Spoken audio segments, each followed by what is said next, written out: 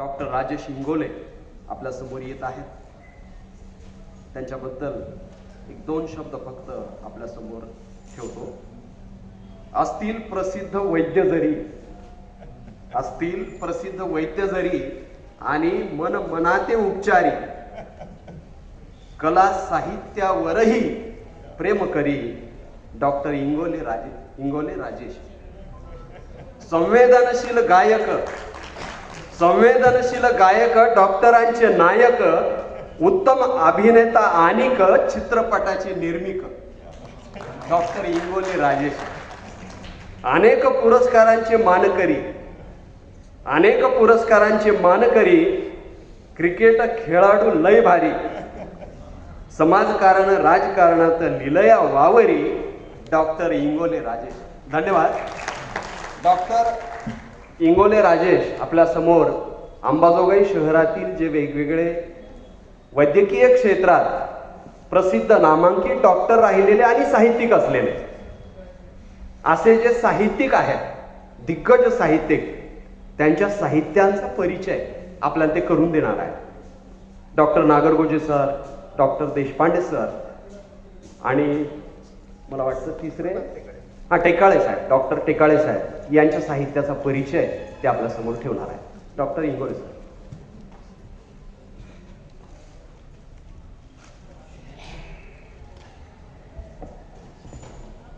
सर्वप्रथम जगातील तमाम समाजसुधारकांच्या विचाराला आणि कार्याला अभिवादन करून आद्यकवी मुकुंदराजांच्या, श्री दासोपंतांच्या,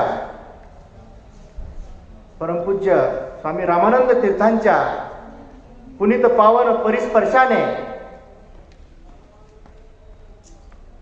पावन झालेली ही साहित्य भाषेची अंबानगरी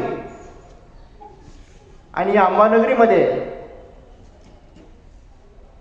होत असलेला ज्येष्ठ नागरिक संघ आणि मराठवाडा साहित्य परिषद अंबाजोगाई यांच्या संयुक्त विद्यमाने आयोजित 9व्या अंबाजोगाई साहित्य संमेलनामध्ये उपस्थित सर्वांना माझा स्नेहपूर्वक मनपूर्वक नमस्कार. आज अंबानगरीमध्ये होत असलेल्या या साहित्यिकांच्या मंदियाळीमध्ये तसं पाहिलं तर मी एक रंक माणूस आहे, दरिद्री माणूस आहे. साहित्य मला येतं का नाही माहीत नाही, पण एक मोठी जबाबदारी माझ्यावर अमर काकांनी, आदरणीय संमेलनाध्यक्ष प्राचार्य कमलाकर कांबळे सरांनी, आमचे अमृत महाजन असतील, या सगळ्यांनी माझ्या वैद्यकीय क्षेत्रातले जे काही दिग्गज माणसं आहेत, ह्या दिग्गज माणसांचं आयुष्य म्हणजे एक ग्रंथ आहे, एक चालते बोलते विद्यापीठ आहेत. असे दिग्गज माणसं ज्यांनी साहित्यामध्येही रुची दाखवली, साहित्य लिहिलं आणि त्यांच्या पुस्तकांचं समीक्षण करण्याची जिम्मेदारी मला दिली.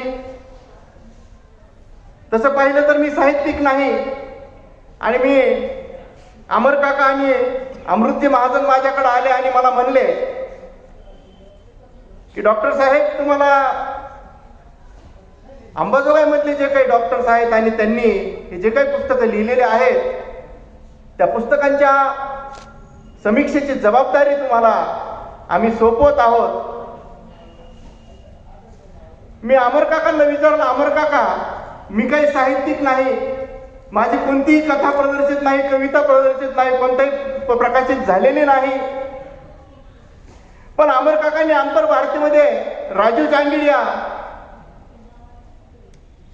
बाहेर राज्यातून आलेल्या एका सुताराचा, कारागिराचा, लाकडी फर्निचरचं काम करणाऱ्या कारागिराचा सत्कार ठेवला होता आणि त्या सत्काराला माझ्या हस्ते ठेवला होता. प्रमुख पाहुणा होतो मी त्या सत्काराला आणि त्या सत्कारामध्ये माझं भाषण ऐकलं आणि त्यावेळेस त्यांच्या मनात जो विचार आला ते म्हणले की एका सुतारावर, एका फर्निचरचं काम करणाऱ्यावर कोण काय आणि किती बोलणार, पण डॉक्टर साहेब तुम्ही जे भाषण रंगवलं, ज्या उंचीवर नेलं राजू जहांगीरला, आणि म्हणून आम्हाला असं वाटलं की डॉक्टरांचं जे साहित्य अंबाजोगाईमध्ये निर्मित झालं आणि त्या डॉक्टरांच्या साहित्यावर जर कोणी भाष्य करू शकत असेल तर आम्हाला फक्त तुमचा चेहरा आठवला. आणि म्हणून मी अमर काकांचं मनपूर्वक आभार मानतो की त्यांनी मला या लायक समजलं.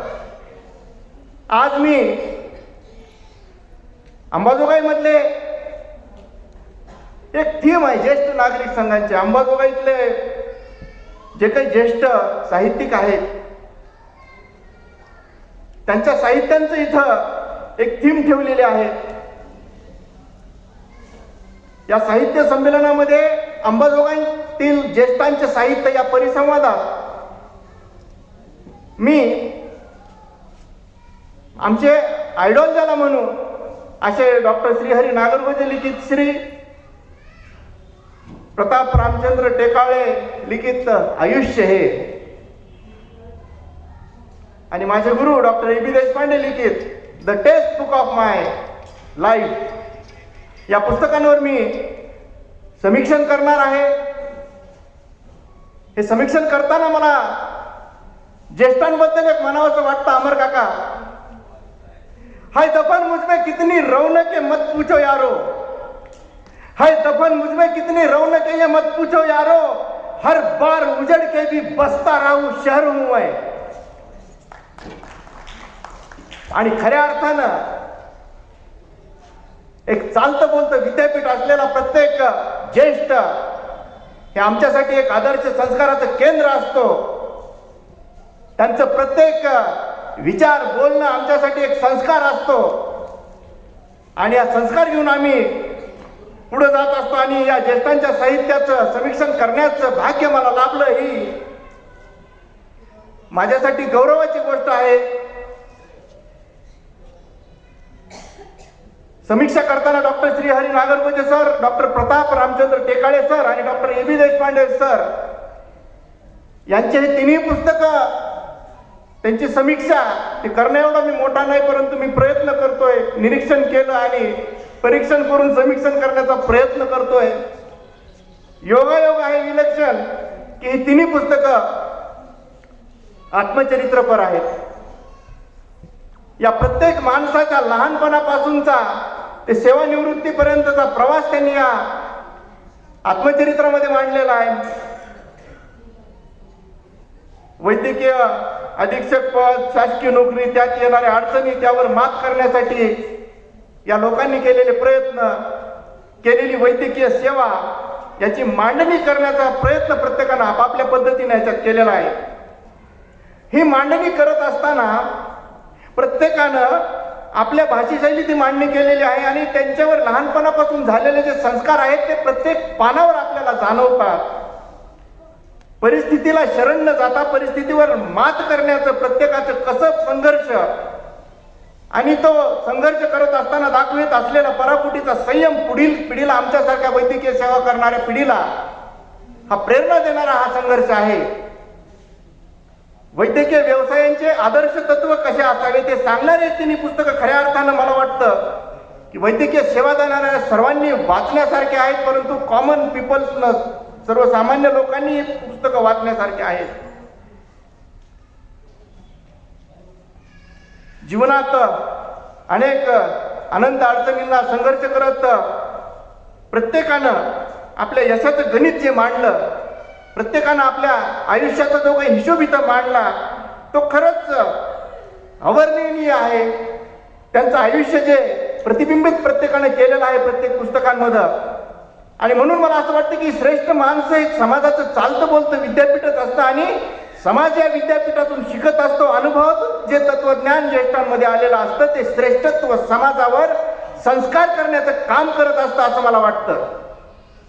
विविध प्रसंगांना ज्या पद्धतीने हे ज्येष्ठ लोक सामोरे जातात, ज्या पद्धतीने प्रतिसाद देतात ते मला खऱ्या अर्थाने महत्वाचं वाटतं. आणि म्हणूनच जे जीवनाच्या प्रवासात काळाच्या वाईट पाऊल खुणा मोडून स्वतःच्या चांगुलपणाच्या खुणा उमटवत पुढे जात असतात. ते माझ्या दृष्टीनं ज्येष्ठ आहेत आणि म्हणून मी त्यांचा आदर करतो. वय वाढलं, अंगावर सुरकुत्या पडल्या म्हणून ज्येष्ठत्व प्राप्त होत नसतं. आजही आपण संत ज्ञानेश्वरांना माऊली असं म्हणतो, याचं कारण त्यांनी ते ज्येष्ठत्व प्राप्त केलेलं असतं आपल्या चांगुलपणाच्या जोरावर. माझ्या समीक्षेसाठी जे पुस्तक आहे ते पहिलं पुस्तक आहे आदरणीय डॉक्टर श्रीहरी नागरगोजे सरांचं श्री पुस्तक. पहिल्या आणि दुसऱ्या साहित्य संमेलनाचे ते स्वागताध्यक्ष होते, 6व्या संमेलनाचे ते अध्यक्षही होते आणि आमच्या दृष्टीनं ते खूप मोठं व्यक्तिमत्व आहे. त्यांचं नाव घ्यायलाही वैद्यकीय व्यवसायामध्ये एक जिगर केलेला लोक आणि त्यांचं समीक्षण मी इथं करत आहे. तर डॉक्टर श्रीहरी नागरगोजे सरांच्या अंबाजोगाई परिसर प्रकाशनाने प्रकाशित केलेल्या या 295 पानांच्या संपदा असलेलं श्री या शीर्षकाचं आत्मचरित्र आहे. वारकरी कीर्तनकार संप्रदाय कुटुंबामध्ये जन्मलेले डॉक्टर श्रीहरी नागरगोजे यांची बेताचीच परिस्थिती होती, गरिबीची परिस्थिती होती. परंतु या परिस्थितीतून स्वतःला घडवत हा माणूस MBBS पूर्ण करतो, MS पूर्ण करतो. वडील 7वी शिकले, गुरु हाकण्याचं काम केलंय. त्यानंतर घरचे जे कीर्तनकार संप्रदायाचे असलेले शंकरराव महाराज यांच्या मार्गदर्शनानं ते आळंदी येथे वारकरी संप्रदायाचं शिक्षण घेऊन पुढं घरची थोडीशी शेती करत असताना कीर्तन प्रवचनाद्वारे तेही विना मोबदला घेऊन जनप्रबोधनाचं काम करत असतात आणि त्यांच्या पोटी जन्मलेला हा मुलगा, त्यांच्या वडिलांची 2 लग्न झाली होती हे त्यांनी त्याच्यात आवर्जून सांगितलेलं आहे. सख्या बहिणींची लग्न झाली आणि त्याच्यातल्या एका आईला दूध येत नव्हतं म्हणून त्या नागरगोजे सरांच्या आईनं त्या दुसऱ्या मुलीलाही दूध पाजलं, हेही ते प्रसंग सांगतात. यातून त्यांच्या कुटुंबाचं जे काही प्रेम होतं ते दिसून येतं.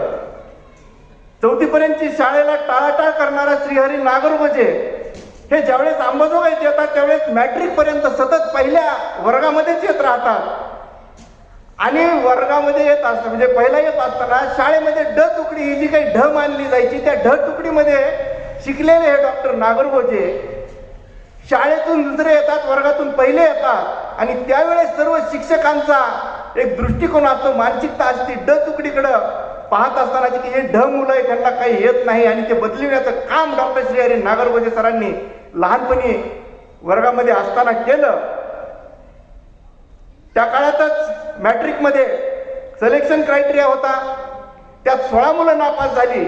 त्या 16 मुलांच्या न्यायासाठी संघर्ष करत असताना शाळेतली सर्व मुलं त्यावेळेस योगेश्वर शाळेतली एकत्र आली आणि त्या मुलांनी तिथं एक संघर्ष केला की त्या 16 सिलेक्शन क्रायटेरियामध्ये नापास झालेली जी मुलं आहेत त्या मुलांना तुम्ही परीक्षा द्यायला पाहिजे, त्यांचा हक्क त्यांना मिळाले पाहिजे आणि त्यासाठी संघर्ष करून तत्कालीन त्यावेळेस मुख्याध्यापकांना आपली चूक मान्य करावी लागली, माघार घ्यावी लागली. त्या 16 विद्यार्थ्यांची परीक्षा त्यांना तिथं घ्यावी लागली वापस आणि त्याच्यामध्ये 90% मुलं पास झाले आणि मला वाटतं की हा संघ भावनेचा जो विजय होता, अन्यायाविरुद्धचा संघर्ष करण्याची जी काही प्रेरणा होती डॉक्टर श्रीहरी नागरगोजे सरांना त्यावेळेसच भेटली आणि ही प्रेरणा त्यांना उत्तर आयुष्यात कामाला आली असं मला वाटतं.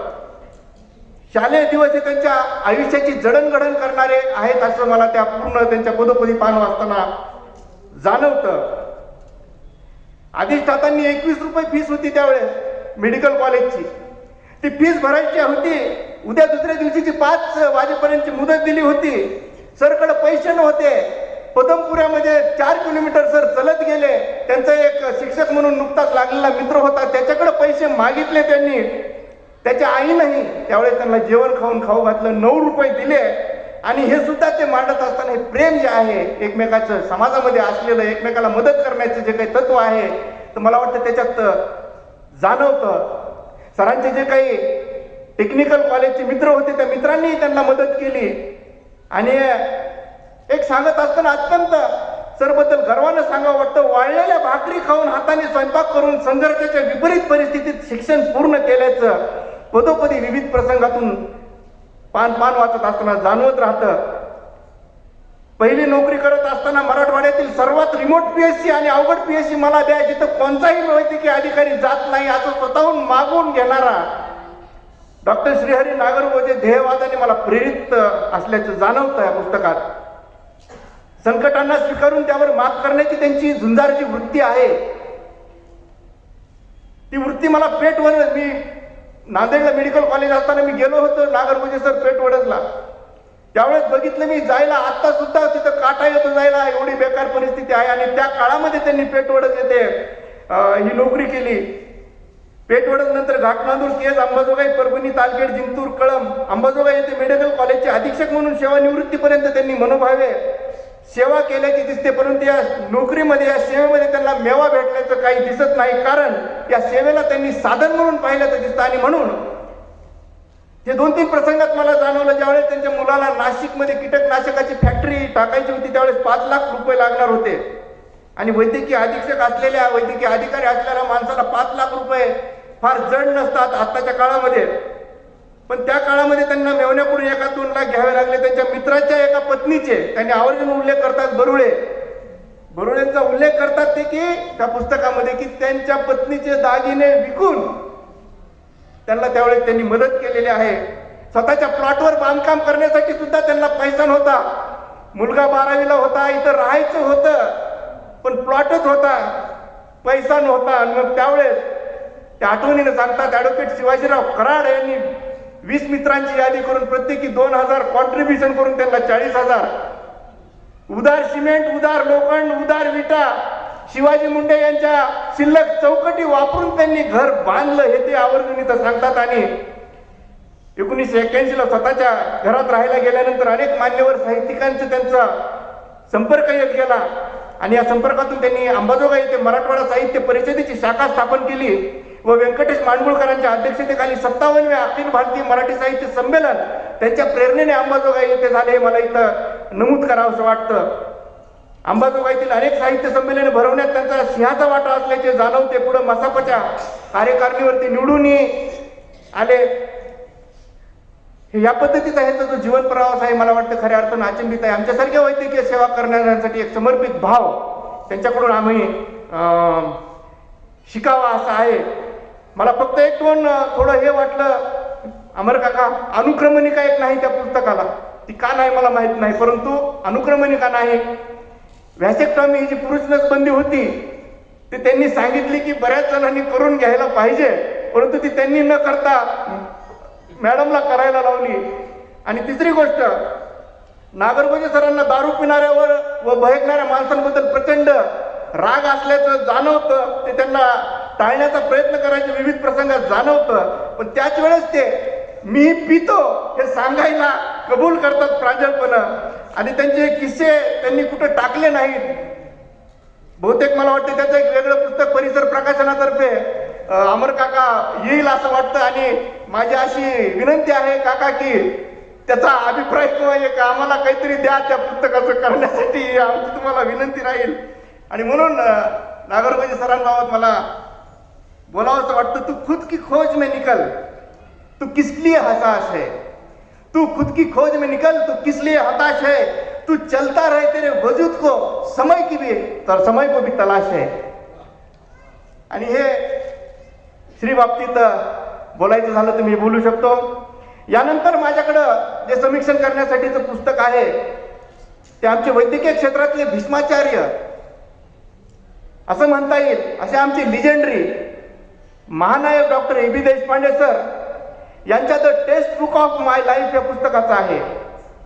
एक तत्वनिष्ठ प्रामाणिक कामात मग्न राहण्याची सवय असलेला सिन्सिअर वैद्यकीय तज्ञाची ही जीवनाची अनुभवाची शिदोरी ही प्रत्येक वैद्यकीय व्यावसायिकाला कामाला येईल. आणि त्या पद्धतीची मांडणी त्यांनी त्या पुस्तकातून केलेली आहे. मराठवाड्यासारख्या ग्रामीण मागास भागात वैद्यकीय क्षेत्रात शिक्षण शिकण्यापासून ते वैद्यकीय सेवा देताना येणाऱ्या अडचणी, जनतेचे आरोग्य सुधारण्यासाठी शासनाच्या विविध महत्वाकांक्षी योजना, त्या योजना जनतेपर्यंत कशा जात नाहीत आणि गेलेल्या योजना का फ्लॉप होतात, अयशस्वी होतात, त्याचा पूर्ण परामर्श त्यांनी या पुस्तकातून खूप चांगल्या पद्धतीनं केलेला आहे. प्रस्तावनेत एक सुंदर वाक्य सरांनी टाकलेलं आहे. एमरॉन शिनफिल्डचे वाक्य आहे, in all the history of the world there was not anyone else exactly like you, and in time to come there will be never be another. जगामध्ये तुम्ही तुमच्यासारखे तुम्हीच आहात आणि त्याच्या एकमेव अद्वितीय आहात.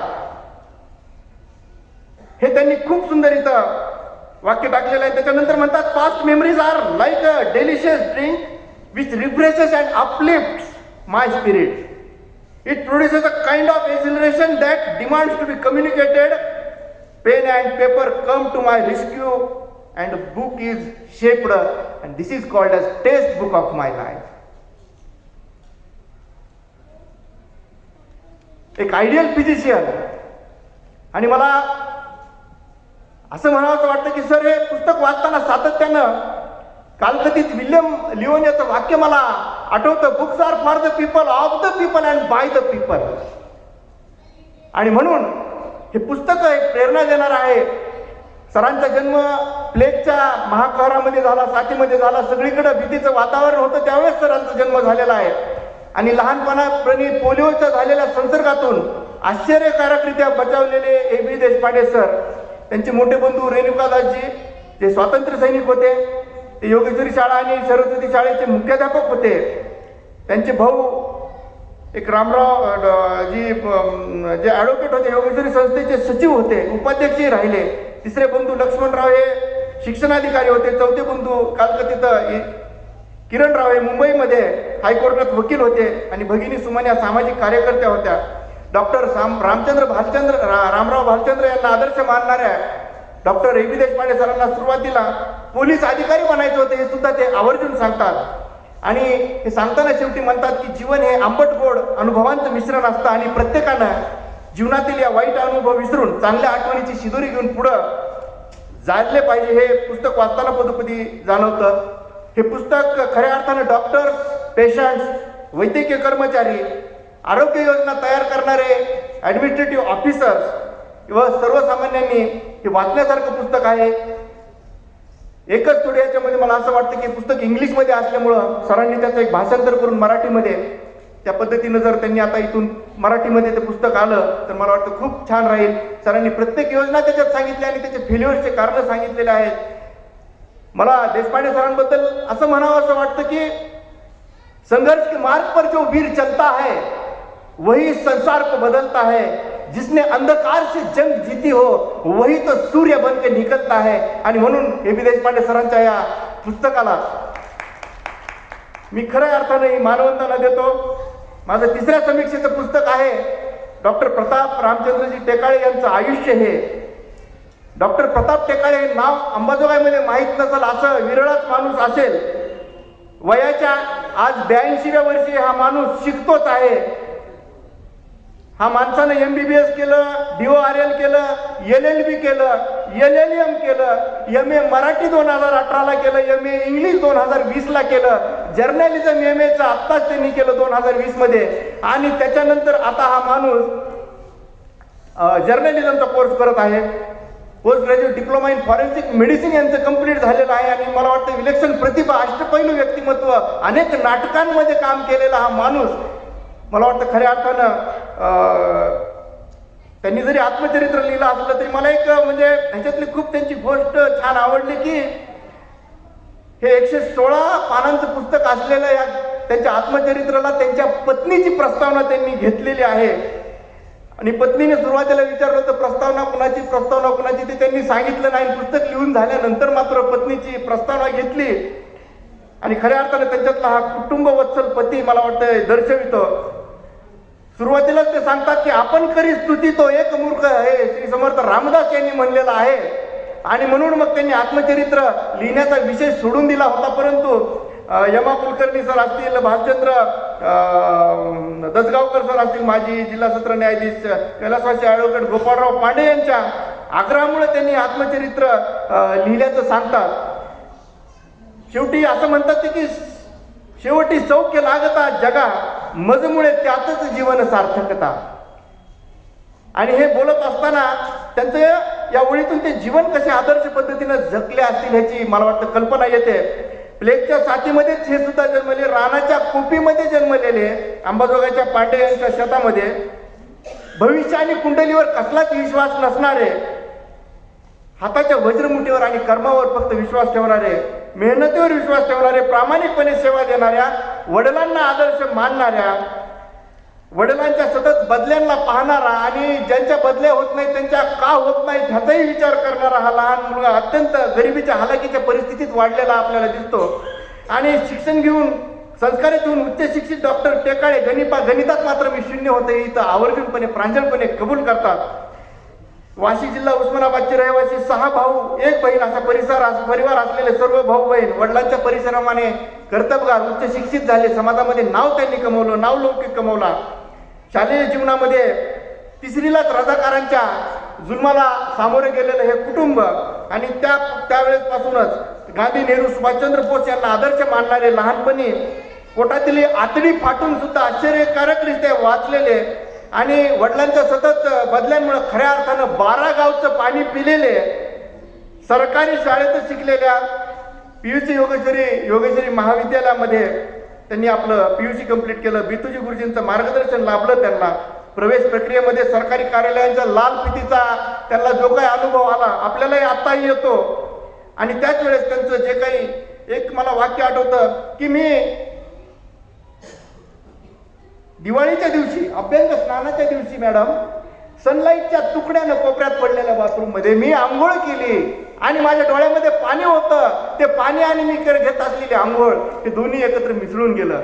आणि खऱ्या अर्थानं त्यांच्या दारिद्र्याच्या सर्व कळा सोसणाऱ्या, कपडे नसल्यामुळं आमदारात प्रातर्विधी उरकणारा, खरूच झालेला, परीक्षेच्या फीससाठी भिक्षांदेही म्हणून दारोदारी फिरणारा, जीवनातल्या पहिला रुग्ण बिना डिग्रीचा तोही फौजदाराचा बघणारा हा प्रताप रामचंद्र टेकाळे आयुष्य हे वाचत असताना अक्षरशः अशा अंगावर रोमांच आणि शहारे येतात.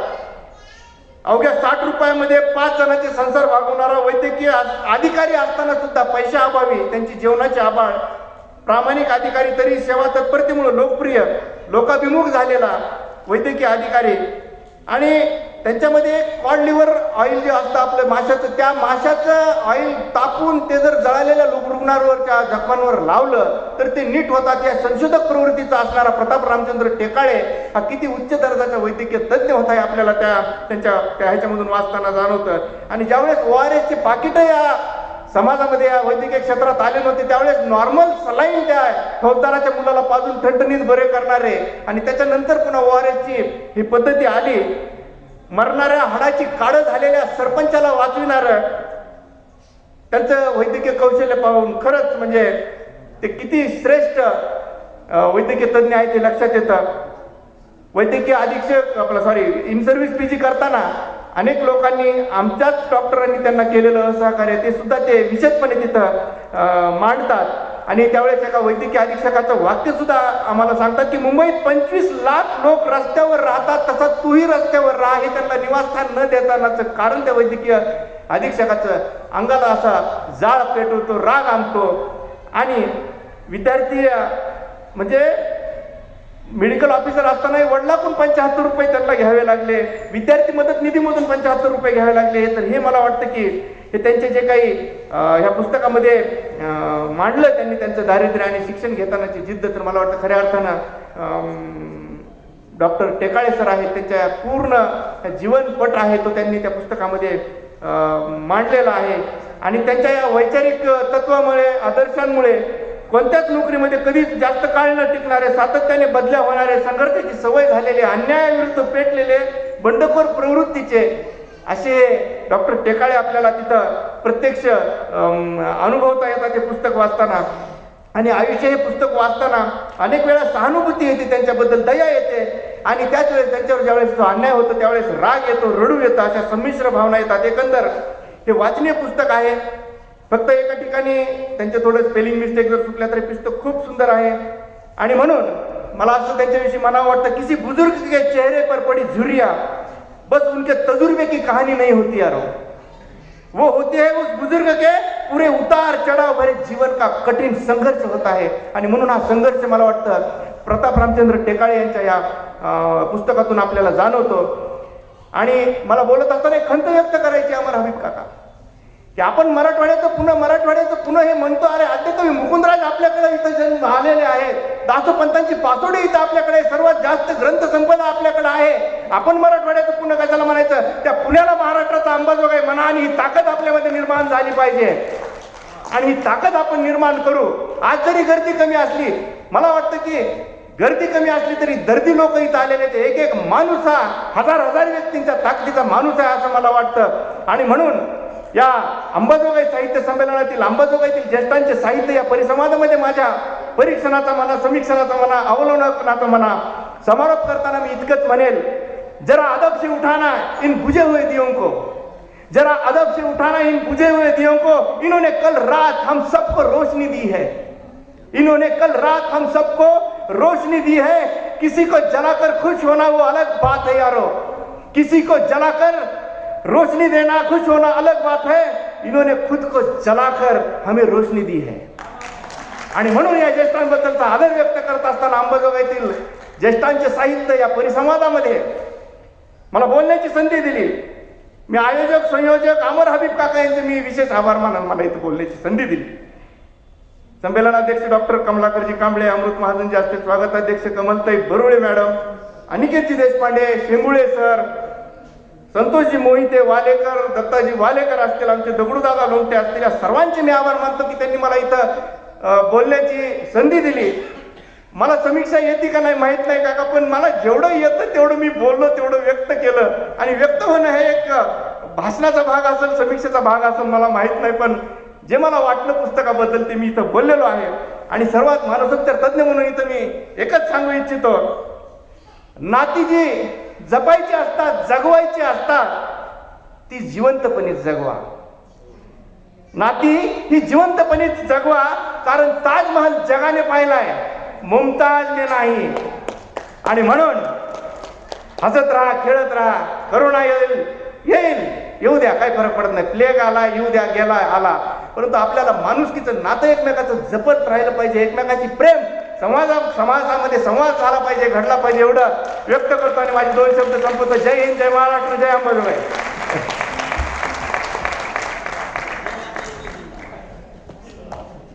वा, खूप छान.